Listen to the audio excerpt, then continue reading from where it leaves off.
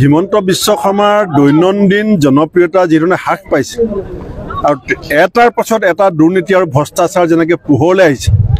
দিলৱাৰ হুছেইন মজুমদাৰৰ অপৰাধ হৈছে যে আপোনাৰ এপেক্স বেংকৰ যি ব্যাপক অনিয়ম চলি আছে, সেই অনিয়মবিলাক উদঙাই দিবৰ কাৰণে তেওঁ চেষ্টা কৰিছিলে আৰু সেইকাৰণে বিভিন্ন ধৰণে তেওঁক এবাৰ জামিন পালে। তাৰপাছত কৈছে যে বেংকৰ ডকুমেণ্টছ তেওঁ হাত দিছে, CCTV কিয় ৰাজহুৱা নকৰে? কেইদিনমানৰ আগতে আমাৰ বিধায়ক নুৰুল হুদাই নুমল মমিনক আক্ৰমণ কৰা বুলি ক'লে। যেতিয়া আমি ক'লো ভিডিঅ' ফুটেজ ৰাজহুৱা কৰক, তেওঁলোকে ৰাজহুৱা কৰিব নোৱাৰিলে। বেংকত CCTV আছে, অসমৰ ৰাইজক দেখুৱাই দিয়ক যে সাংবাদিকজনে কেতিয়া কি অপৰাধ কৰিলে।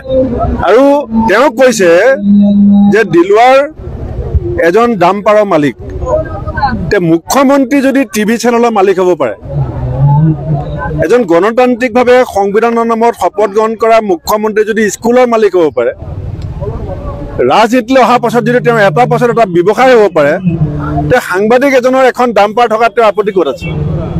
কাৰণ সাংবাদিকজনেতো সংবিধানৰ নামত শপত খোৱা নাই। হিমন্ত বিশ্ব শৰ্মাই সংবিধানৰ নামত গৱৰ্ণৰৰ হাতত শপত খাইছিলে যে মই ৰাইজৰ কাৰণে কাম কৰিম, মই দেশৰ সুৰক্ষা নিৰাপত্তা নিশ্চিত কৰিম। এতিয়া দেখোন সম্পত্তি য'তে যাৰ বিক্ৰী হয় চব তেওঁলোকে কিনি আছে। গতিকে যিজন মানুহে ৰাজনীতিলৈ অহাৰ পাছত ইমান অগাধ সম্পত্তিৰ মালিক হ'ল, তেওঁ লোকৰ এখন ডাম্পাৰ দেখি পেলাই জ্বলে কিয়? এইটো হিপক্ৰেচি নহয় জানো? এইটোৱে ভণ্ডামি, ৰাজনীতিত এইটো ভণ্ডামি বুলি কয়।